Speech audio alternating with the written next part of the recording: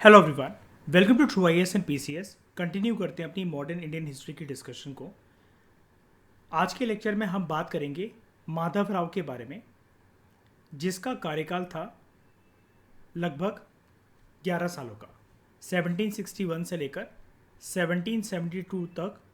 पेशवा के तख्त पर जो नेक्स्ट पेशवा हमारा आता है, जब ये पूरी उधेड़बुन हो चुकी थी मराठा साम्राज्य के साथ after third battle of Panipat, तो मराठा साम्राज्य के अंतर्गत पेशवा के तख्त पर जो इंसान हमें देखने को मिलता है उसका नाम था माधवराव। देखो, अभी तक थर्ड बैटल ऑफ पानीपत को समझते हुए, उसकी एनालिसिस करते हुए आपके दिमाग में एक चीज़ ये बैठ गई होगी कि अब मराठा साम्राज्य का कुछ नहीं हो सकता, और इनफैक्ट अब मुग़ल एम्पायर का भी कुछ नहीं हो सकता। सारी होप्स अब चली गई हैं कि भारत के तख्त पर अब कौन सी जो पावर है वो विराजमान होगी।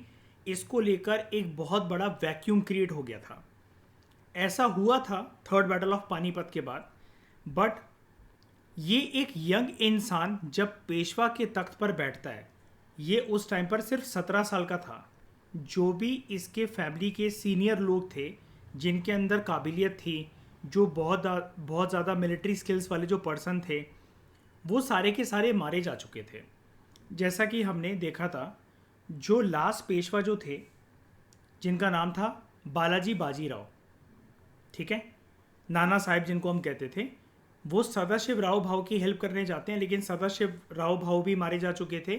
और इस सदमे के चलते कि इनके खानदान के इतने इंपॉर्टेंट लोग और 28,000 की सेना लगभग मारी जा चुकी है, ये उस सदमे को सहन नहीं कर पाए। उसके बाद थर्ड बैटल ऑफ पानीपत के बाद ये ज़्यादा लंबे समय तक जी नहीं पाए, और जून 1761 के अंदर इनका देहांत हो जाता है, इनकी मृत्यु हो जाती है। अब सत्ता में बैठने वाला जो इंसान था, वो 17 साल का सिर्फ एक लड़का था जिसका नाम था माधवराव। तो माधवराव जो है वो बनता है अगला पेशवा।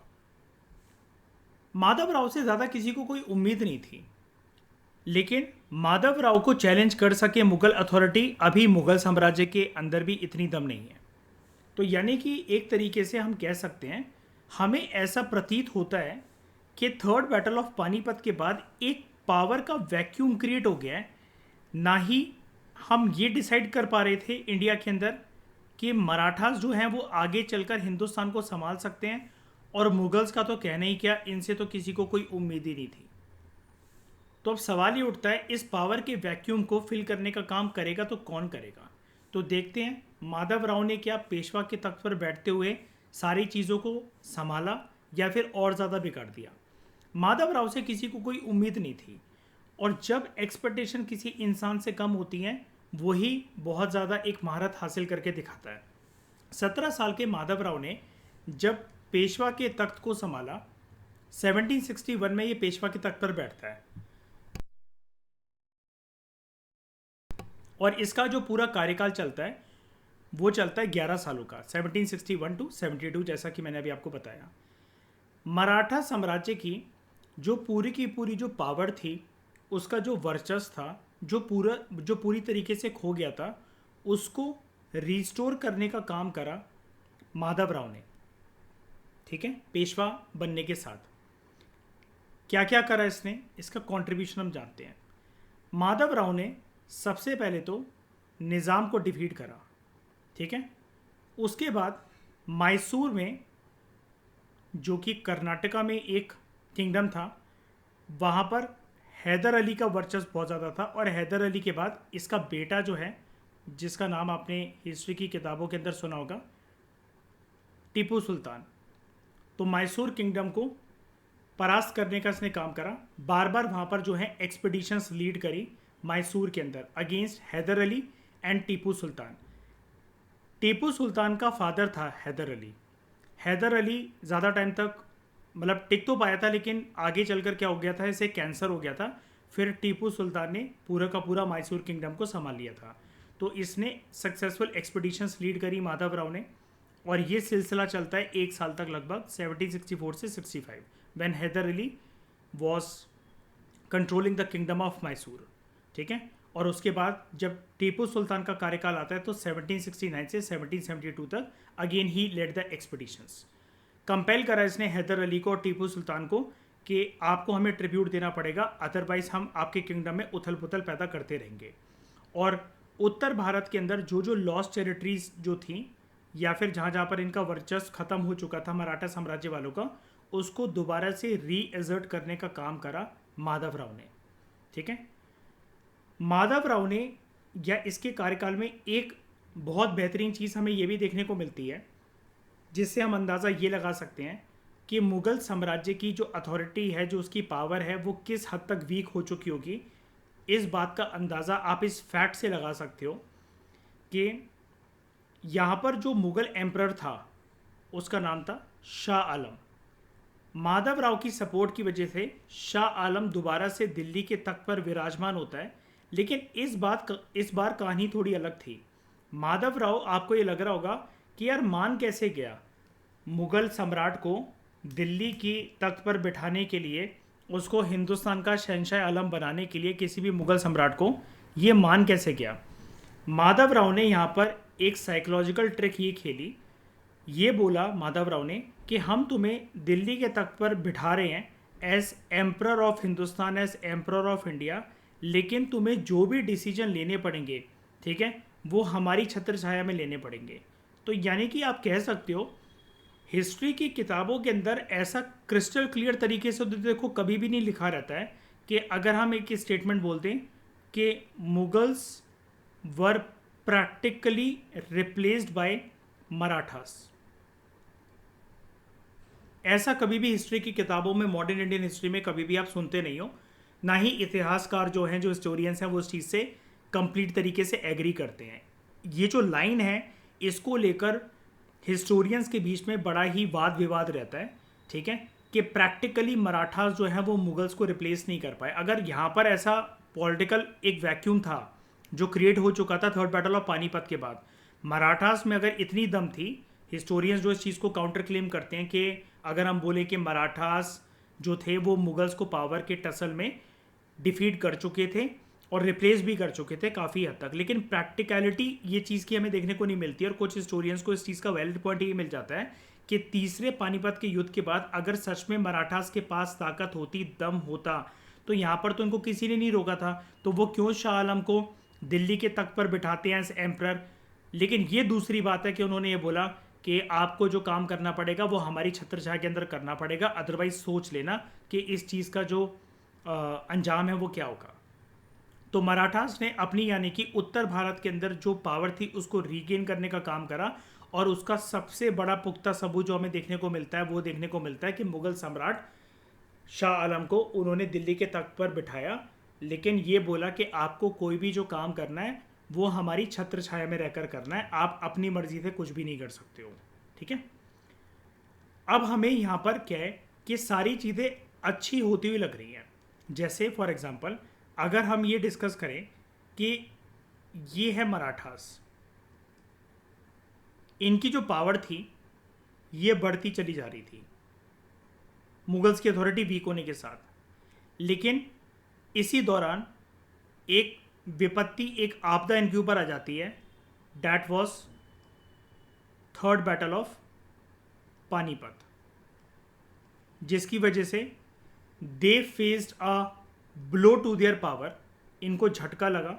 ठीक है, और उसके बाद इनकी जो अथॉरिटी थी वो ध्वस्त होने लगी, वो वीक होने लगी। लेकिन जैसे ही माधवराव जो है वो मराठा साम्राज्य के तख्त पर विराजमान होता है एज पेशवा, जबकि वो सिर्फ 17 साल का था, उसने सब कुछ संभाल लिया और थोड़ी थोड़ी हमें होप मिलने लगी कि मराठा साम्राज्य जो है वो दोबारा से अपनी अथॉरिटी को, अपने पावर को, अपने वर्चस्व को रीगेन कर सकता है। ऐसी थोड़ी बहुत उम्मीद आने लगी। ठीक है, तो ये दोबारा से अपने पावर पर, राइजिंग ट्रेंड पर आने लगा मराठा साम्राज्य। लेकिन हुआ क्या कि वो कहते हैं ना कि किस्मत में जब बजे हों 12 तो सत्ता में कैसे आओगे दोबारा। ठीक है, इनके साथ कुछ ऐसे ही हुआ।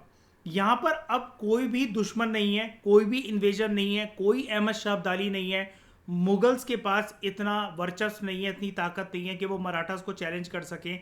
रीजनल पावर जो है उनके पास इतनी औकात बची नहीं है। माधवराव ने सबको हरा डाला। मैसूर के अंदर हैदर अली और टीपू सुल्तान बाप बेटा जो कुछ दखल अंदाजी पैदा कर भी सकते थे, उनको भी कंपेल करवा दिया इन्होंने कि आपको हमें ट्रिब्यूट देनी पड़ेगी। हैदराबाद का निज़ाम जो कि नाक में दम करने की कोशिश कर सकता था, उसको भी इन्होंने हरा दिया। तो अब यानी कि मराठास के पास रास्ता साफ था। अब वो शहंशाह हिंदुस्तान, मराठा साम्राज्य से कोई भी इंसान जो है वो शहंशाह हिंदुस्तान बन सकता था, आराम से हिंदुस्तान के तख्त पर विराजमान हो सकता था। पेशवा सब कुछ संभाल सकता था और वो प्रैक्टिकली मुगल्स को रिप्लेस कर सकते थे। सब अच्छा जा रहा था। लेकिन अब आगे चलकर हमें क्या देखने को मिलता है कि इनके खानदान के बीच में आपस में सत्ता की भूख को लेते हुए लड़ाइयाँ जो हैं, जो कॉन्फ्लिक्ट्स हैं, वो स्टार्ट हो गए। ठीक है, सबसे पहले तो ये कॉन्फ्लिक्ट स्टार्ट कब होते हैं? माधव राव 17 साल का था बेचारा, उसने इतनी यंग एज के अंदर ही इतना सब कुछ कर डाला 11 साल के अंदर अंदर। ये उस वक्त 28 साल का हो गया था। 28 साल के एक लड़के ने दोबारा से अपनी फैमिली, अपने एम्पायर की प्रेस्टीज जो उसकी खो गई थी, फैमिली तो क्या ही कहें हम, पूरे एम्पायर की जो प्रेस्टीज खो गई थी, उसको पूरे हिंदुस्तान में इतने बड़े जोग्राफिकल टेरिटोरियल एक्सटेंट वाली कंट्री में दोबारा रीगेन करने का काम करवा दिया, वो भी सिर्फ 11 सालों के अंदर। लेकिन बेचारा ज़्यादा जी नहीं पाया। ही डाइड ऑफ कंजम्पशन इन 1772। यहां पर मैं आपको एक चीज़ की क्लैरिटी देना चाहता हूं। अक्सर स्टूडेंट्स जब इस वर्ड को दोस्तों सुनते हैं ना, with respect to Madhav Rao, that he died of consumption, तो उनको ऐसा लगता है ये लाइन सुनकर कि यहां पर कंजम्पशन वर्ड का मतलब ये है कि ये शायद से ज़्यादा दारू वगैरह पीता होगा या एल्कोहल कंज्यूम करके मर गया होगा। नहीं, इसका मतलब ये नहीं है। डाइट ऑफ कंजम्पशन का मतलब क्या होता है? देखो, पुराने ज़माने के अंदर जो कंजम्पशन वर्ड जो यूज़ होता था, वो यूज़ होता था एक बीमारी के लिए जिसको हम बोलते हैं टीबी। शॉर्ट में टीबी बोलते हैं और फुल फॉर्म आप टीबी की जानते हो इस बीमारी की, that is known as tuberculosis. Tuberculosis, तो ये टीबी की वजह से मरा था। थोड़ा सा मैं इसके बारे में बताना चाहूँगा आपको, थोड़ी सी जर्नल साइंस यहाँ पर घुसाता हूँ अपनी डिस्कशन में। ट्यूबरकुलोसिस जो है वो एक, दोस्तों याद रखना कि वो एक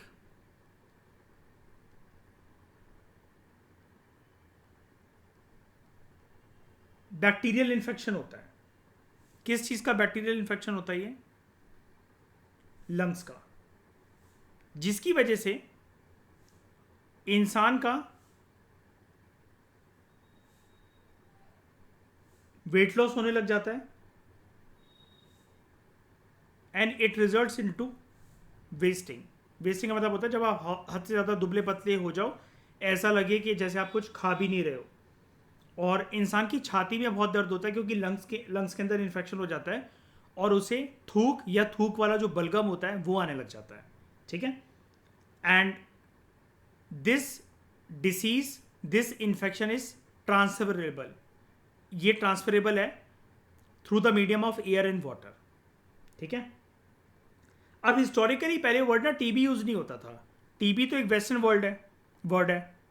ट्यूबरकुलोसिस जो शब्द है वो एक वेस्टर्न शब्द है, तो ये वर्ड पहले यूज नहीं होता था। पहले जो वर्ड यूज होता था ये कंजम्पशन वर्ड यूज होता था, बिकॉज जब ये बैक्टीरियल इन्फेक्शन किसी के शरीर पर हावी होता था तो लिटरली उस पर्सन की बॉडी, हमें ऐसा लगती थी कि बैक्टीरिया जैसे उसकी पूरी बॉडी को एक तरीके से कंज्यूम करता चला जा रहा है, इसलिए हम इसको कंजम्पशन कहते थे। और इंसान हद से ज़्यादा दुबला पतला होता जाता था, उसका वजन गिरता चला जाता था। ठीक है, पर्सन का जो मांस था होता है, ठीक है, जो फ्लैश है उसका, और इवन उसकी जो स्ट्रेंथ है, उसके अंदर हमें सिग्निफिकेंट डिक्लाइन देखने को मिलता है।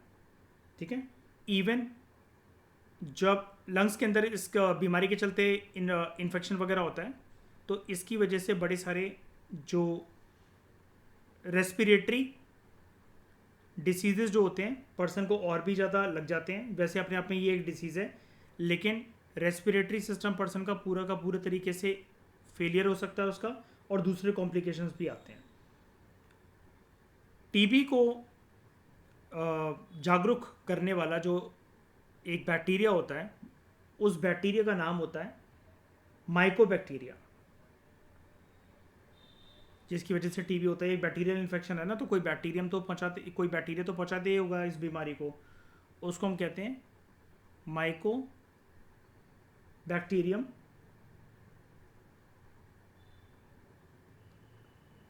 ट्यूबरक्लोसिस बैक्टीरिया, ये उस बैक्टीरिया का नाम होता है, माइकोबैक्टीरियम ट्यूबरक्लोसिस। ठीक है, ये आपके लंग्स को इम्पैक्ट करता है, और लंग्स के साथ साथ दूसरे बॉडी के पार्ट्स जो होते हैं वो उनकी स्ट्रेंथ भी कम होने लग जाती है, उनके अंदर भी कॉम्प्लिकेशंस आती है। ठीक है, इसमें पर्सन को लंबे समय के लिए क्रॉनिक लेवल पर जो कफ है वो होने लगता है। ठीक है, जो इंसान को बलगम आता है, जो उसका म्यूकस होता है उसके अंदर कभी कभार थोड़े थोड़े खून भी आता है इंसान को। ठीक है, बुखार फ्रीक्वेंटली आता रहता है, रात को सोते हुए बहुत ज़्यादा इंसान को स्वेटिंग होती है, उसको पसीने आते हैं। ठीक है, और वेट लॉस जो इंसान का होता है, जो उसका वज़न गिरता है, वो बहुत ज़्यादा सीवियर होता है। ये होती है टीबी की बीमारी। इन सब की वजह से, इस टीबी की बीमारी की वजह से और इन सब प्रॉब्लम्स की वजह से, वो टीबी से वैसे काफ़ी टाइम तक लड़ रहा था माधवराव। अगर आप इसको सर्च करोगे, इसको वैसे नीड नहीं है, लेकिन कंटेंट प्रिपेयर करते हुए मैं थोड़ा सा डेप्थ में जाके प्रिपेयर करता हूँ, तो मैं आपको बस ऊपर ऊपर से ये सारी चीज़ें बता रहा हूँ कि माधवराव को जब ये टीबी हुआ था तो इसको पता लग गया था कि मुझे कोई ना कोई इन्फेक्शन है, और इसने बहुत सारे उस टाइम पर जो हकीम मुनीम वगैरह होते थे, जो उस टाइम के डॉक्टर्स होते थे, देसी इलाज देसी नुस्खे इसने बहुत सारे अच्छे अच्छे लोगों से लिए थे, लेकिन ये रिकवर हो नहीं पा रहा था। ठीक है, और उस टाइम पर ये बड़ी सारे बैटल्स वगैरह के अंदर बिजी था, तो एक जगह से दूसरी जगह ट्रैवल भी कर रहा था। फिर इसको किसी ने सजेशन ये दिया कि किसी एक इंग्लिश डॉक्टर से अपना इलाज करवा लो। उस टाइम पर ब्रिटिश ईस्ट इंडिया कंपनी वाले और जो ब्रिटिशर्स थे वो भारत के अंदर थे, तो उनके साथ कुछ अच्छे डॉक्टर्स भी वो करते थे। इसको सुझाव दिया गया था कि उनसे अपना इलाज करवा लो, लेकिन ये थोड़ा सा इग्नोरेंट मोड पर था, और उसको कॉन्क्वेस्ट वगैरह करना और ये उन सब कामों के अंदर ये बिजी था। मराठा साम्राज्य की खोई हुई प्रेस्टीज को दोबारा से रिगेन करवाने में ये जद्दोजहद करता रहा, और उसी के चलते एक दिन इसकी इतनी हालत बिगड़ गई कि फिर इसका जो है वो देहांत हो गया। और जब ये आखिरी के दो चार दिन जब इसके रह गए थे, इसको पता लग गया था कि मैं मरने वाला हूँ, तो इसने अपनी ज़िंदगी के कुछ आखिरी पल जो थे वो एक टेम्पल में गॉड की पूजा करते हुए बिताए थे इसने। ठीक है, इसको पता लग गया था कि मैं बचूंगा नहीं। तो ये थोड़ी सी मैंने आपको डिटेल बात बता दी कि इस टर्म का मतलब क्या होता है, डाइड ऑफ कंजम्पशन। जब हम बोलते हैं ना किसी को कि समबडी डाइड ऑफ कंजम्पशन, तो उसका साफ तरीके से दोस्तों ये मतलब होता है कि समवन डाइड ऑफ टीबी की बीमारी से वो मरा है। 1772 में इसके साथ ये हुआ। ठीक है, इसकी डेथ के बाद अब एक पावर स्ट्रगल क्रिएट हो गया। ठीक है, विद इन मराठास। और अगर हम विद इन मराठास एक ब्रॉडर टर्म ना बोलें, तो विद इन हम ये भी बोल सकते हैं कि मराठास की फैमिली के अंदर एक पावर जो टसल था वो क्रिएट हो गया।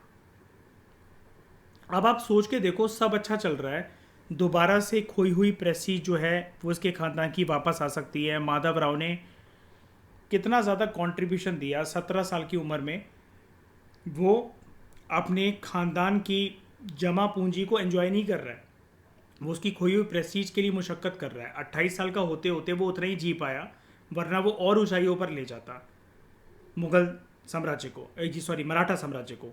लेकिन उसने ना ही जो निज़ाम था हैदराबाद का, ना ही जो ये बाप बेटे थे हैदर अली और टीपू सुल्तान मैसूर के, और ना ही मुग़ल सल्तनत वालों को, बिल्कुल भी हिंदुस्तान के अंदर पावर कैप्चर इनमें से किसी को भी नहीं करने दिया इसने। इसके मरने के बाद आगे जो भी पेशवा बनता उसको इसकी लेगेसी को आगे कैरी फॉरवर्ड करना चाहिए था, लेकिन एक स्ट्रगल हो जाता है इनके खानदान के बीच में, एक भिड़प हमें देखने को मिलती है। And that struggle was between Madhavrao का एक तो छोटा भाई, ठीक है, और उसके ऊपर से रघुनाथ राव, ठीक है, जो कि छोटा भाई था किसका? बालाजी बाजीराव का। यहाँ पर कंफ्यूज मत होना, जो मैं आपको कह रहा था कि इनके खानदान के अंदर बहुत हमें कंफ्यूजन देखने को मिलती है, स्टूडेंट्स को इतनी आसानी से लर्न नहीं हो पाता ये।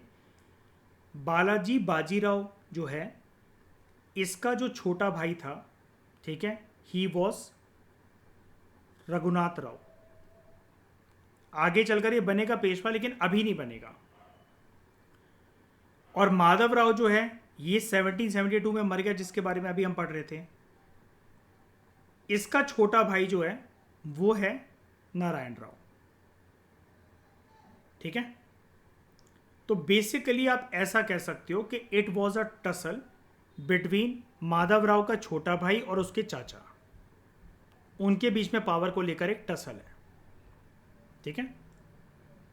तो यहां पर आप नाम देख लो ध्यान से।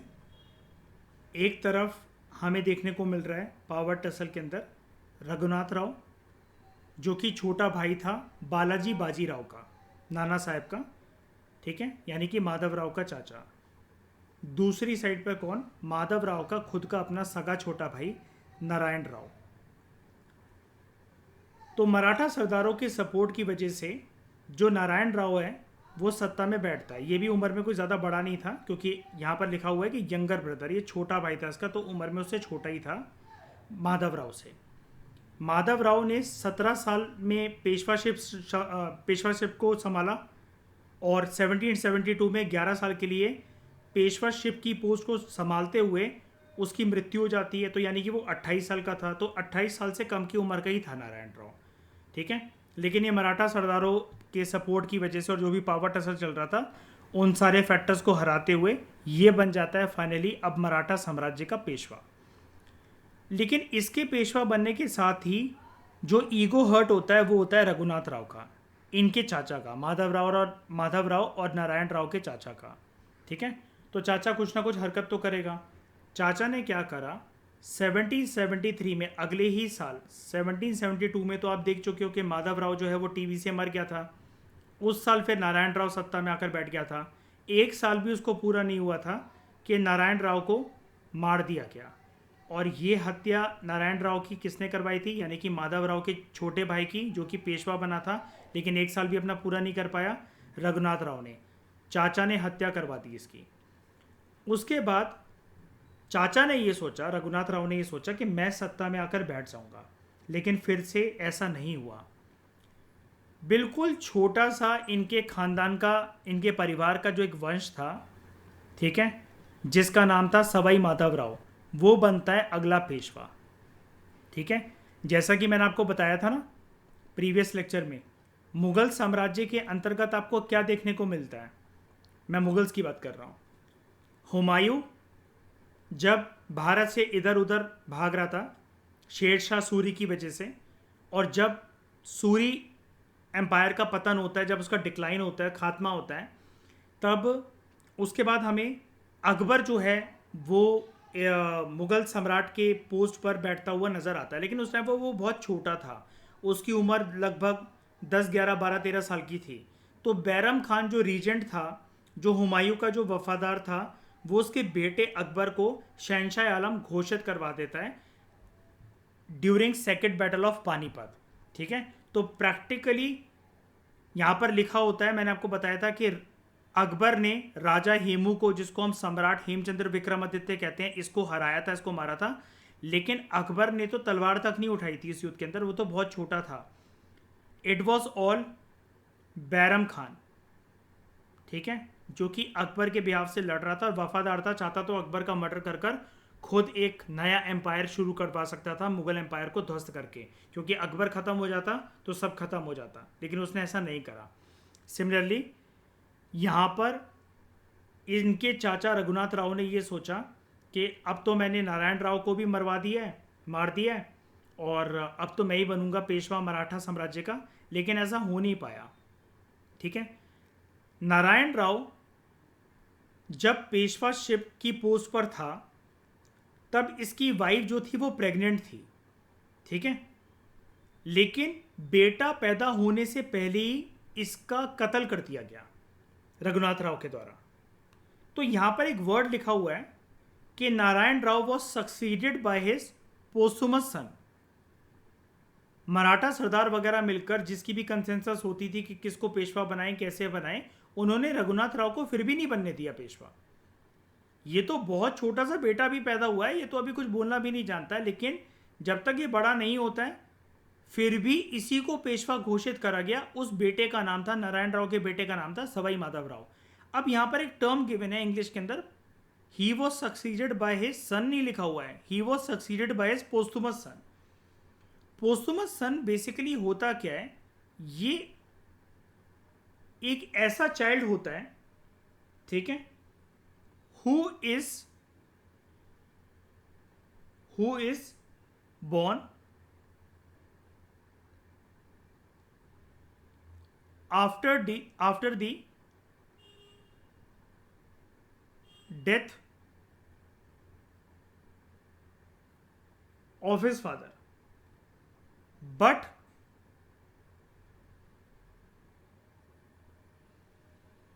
it is a child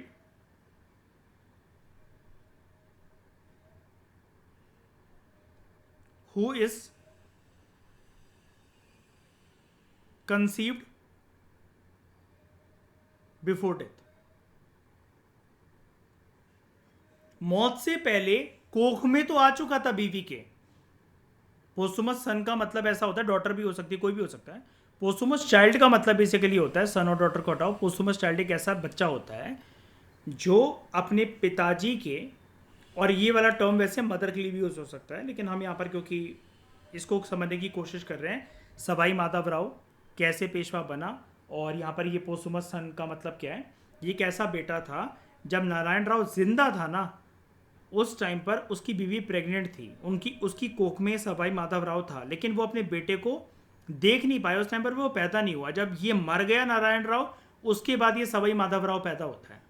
बहुत छोटा था, लेकिन इसको पेशवा घोषित कर दिया गया था मराठा साम्राज्य के अंतर्गत, ठीक है। तो ही वो सवाई माधव राव, जिसको हम माधव राव द्वितीय, माधव राव टू भी बोलते हैं।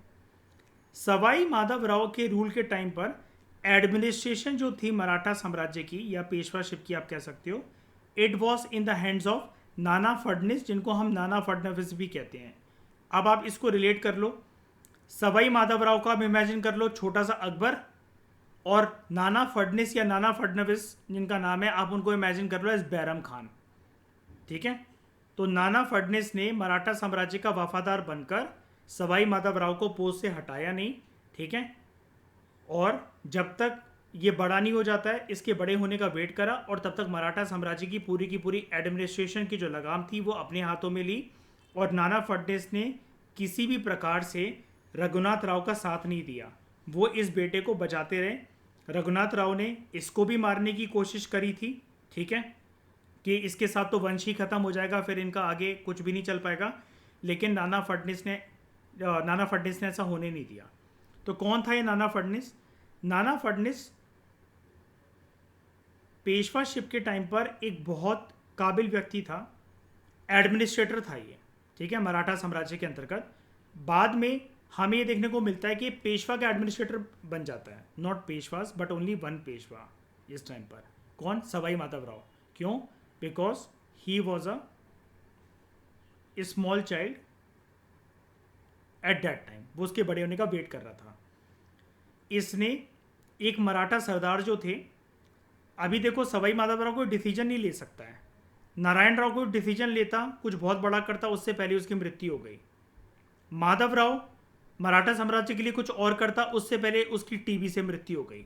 तो यानी कि कोई ठोस डिसीजन ले नहीं पा रहा है मराठा साम्राज्य के लिए, लेकिन लेगेसी को आगे बढ़ाते हुए मराठा साम्राज्य को दोबारा से आसमान की बुलंदियों पर लेकर जाने के लिए, और कोई भी शत्रु जो है वो दोबारा से हावी ना हो, फिर चाहे वो मैसूर किंगडम हो, चाहे वो हैदराबाद का निज़ाम हो, या मुगल साम्राज्य के जो लोग हों, या फिर उनकी कोलिजन पार्टनरशिप हो कि मुगल्स, निज़ाम और मैसूर के लोग एक साथ मिल जाएं, ऐसी किसी भी चीज़ को इसने होने नहीं दिया।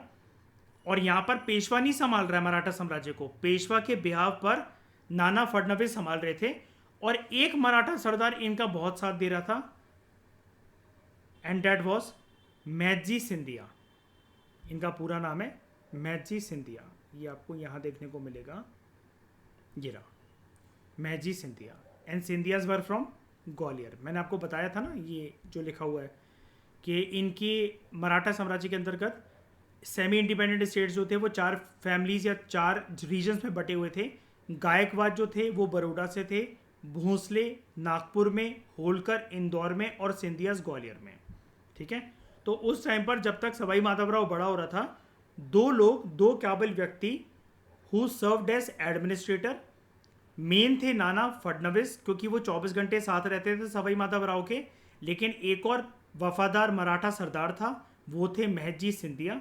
ये जो अभी सांसद है ना, अब जो बीजेपी में चले गए हैं, ज्योतिरादित्य सिंधिया, उन्हीं के ये पूर्वज हैं महजी सिंधिया। ठीक है, तो नाना फडणवीस और महजी सिंधिया जो थे, दोनों मराठा सरदार और एडमिनिस्ट्रेटर होने के साथ साथ ये सवाई माधवराव की मदद कर रहे थे। And they both try to restore the state affairs of Maratha साम्राज्य। ठीक है, इन्होंने मिलकर संभाल लिया था। अब इस टाइम पर जो रघुनाथ राव जो था, जो ये चाचा जान जो थे, जो अब ये सोच रहे थे कि भाई मैं कब पेशवा बनूंगा, वो बहुत फ्रस्ट्रेट हो गया। फ्रस्ट्रेट क्यों हो गया? सवाई माधवराव का कुछ कर नहीं सकता, नाना फडणवीस 24 घंटे उसकी देखरेख कर रहे हैं। नाना फडणवीस का कुछ कर नहीं सकता क्योंकि अब सपोर्ट नाना फडणवीस को महजी सिंधिया का भी है। ये भी है, हालांकि एक मराठा सरदार था, लेकिन टसल जो हुई ना पूरी की पूरी, ये परिवार के बीच में हुई। मराठा सरदार अभी भी उतने लॉयल हैं, अभी तक तो हैं। आगे चलकर हम अपनी डिस्कशन में देखेंगे, समझेंगे क्या इनकी वफादारी भी मिट्टी में मिल गई क्या, वो हम आगे समझेंगे। अभी रघुनाथ राव बहुत फ्रस्ट्रेट हो गया, भाई मैं पता नहीं कब पेशवा बनूंगा, मेरे पास कब पावर आएगी, मैंने तो इनके वंश को मिटाने की कोशिश करी, फिर भी ये साले मराठा सरदार मुझे पेशवा नहीं बनने दे रहे हैं, अब मैं करूँ तो क्या करूँ। रघुनाथ राव ने बड़ी चालाकी के साथ अंग्रेज़ों के साथ जाकर चुपके से हाथ मिलाया और इसने कोशिश करी कि अंग्रेज़ों की मदद से ये पेशवाशिप की जो पावर है उसको अपने हाथों में ले ले, कैप्चर कर ले पेशवाशिप की पोस्ट को।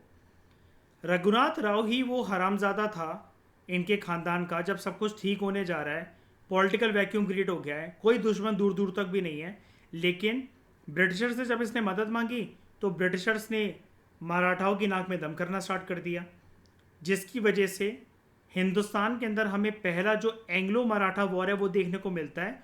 और इसको करवाने वाला जो व्यक्ति था वो यही हरामजादा चाचा था, रघुनाथ राव। ठीक है, एंग्लो का मतलब होता है दोस्तों, जैसे ये एंग्लो फ्रेंच वॉर और ये सब जो एंग्लो वर्ड लिखे रहते हैं ना, Anglo Maratha war, Anglo Mysore war भी अभी आपको देखने को मिलेंगे, जो अंग्रेज़ों ने लड़े थे हैदर अली के साथ इनिशियली, और बाद में एंग्लो मैसूर वॉर जो 2nd, 3rd एंड 4th था, ठीक है, वो लड़े थे हैदर अली के बेटे के साथ, टीपू सुल्तान के साथ। तो हमें यहाँ पर 3 एंग्लो मराठा वॉर भी देखने को मिलते हैं। एंग्लो वर्ड का मतलब होता है when we are talking about English people, particularly when we are talking about British East India Company. और जो भी इसके आगे नाम लिखा रहता है, जैसे एंग्लो मराठा, तो यानी कि अंग्रेज़ों की लड़ाई हुई मराठाओं के साथ। एंग्लो मैसूर यानी कि उनकी लड़ाई हुई मैसूर किंगडम के साथ। एंग्लो फ्रेंच यानी कि उनकी लड़ाई हुई फ्रेंच ईस्ट इंडिया कंपनी के साथ। तो एंग्लो वर्ड का मतलब होता है जब हम बात करते हैं ब्रिटिश ईस्ट इंडिया कंपनी की या ब्रिटिशर्स की। ठीक है, काफ़ी लोगों को इस वर्ड में कन्फ्यूजन होती है, लेकिन कोई बात नहीं, जितना बेसिक रखा जाए चीज़ों को उतना ज़्यादा लॉन्ग टाइम तक हमें रिटेन रहती हैं चीज़ें। तो पावर स्ट्रगल जो है मराठास के अंतर्गत इसलिए स्टार्ट हो गया, जो स्टार्ट हुआ था उसकी वजह से परिणाम ये निकला कि अपने ख़ानदान की आपसी रंजिश के चलते, अपनी आपसी भिड़प के चलते, अपनी आपसी टसल के चलते ये ब्रिटिशर्स के हाथों द्वारा रौंद दिए गए, मिट्टी में मिला दिए गए। फर्स्ट एंग्लो मैसूर वॉर में, फर्स्ट एंग्लो मराठा वॉर के अंदर मराठास जो हैं वो हार गए ब्रिटिशर्स के हाथों, जिसकी वजह से जो पेशवा की जो अथॉरिटी थी वो वीक होने लगी। ठीक है, पेशवा की अथॉरिटी वीक होने लगी। मैंने आपको प्रीवियस क्लास के अंदर इसका एनालिसिस दिया था कि यूपीएससी साल 2014 में क्वेश्चन आया था और इसका आंसर अब आपके पास है। Third battle of Panipat was fought in 1761। तो इतने सारे एम्पायर शेकिंग बैटल्स क्यों लड़े गए पानीपत की धरती पर। ठीक है, अब आपको पता है हमने लास्ट क्लास में इसी का जो कंटेंट है ये डिस्कस करा था। ठीक है, अगले लेक्चर में दोस्तों हम बात करेंगे सवाई माधवराव के बारे में कि अब ये जो है, पहले तो छोटा था लेकिन अब ये बड़ा भी तो होगा ना, और इसको जो ये रघुनाथ राव जो इनके चाचा थे माधवराव के या नारायण राव के, ये इसका कुछ नहीं कर सके, ठीक है, बिकॉज सवाई माधवराव के सपोर्ट में नाना फडणवीस खड़े थे और मराठा सरदार ग्वालियर की साइड से महजी सिंधिया खड़े हुए थे। उन्होंने रघुनाथ राव को कुछ नहीं करने दिया, लेकिन रघुनाथ राव ने अब अंग्रेज़ों के साथ हाथ मिला लिया है, तो इसके चलते परिणाम क्या होगा सवाई माधवराव के ऊपर, पेशवाशिप की पोस्ट के ऊपर और ओवरऑल मराठा साम्राज्य के ऊपर, इसको हम देखेंगे अगले लेक्चर में। Thank you very much for discussion.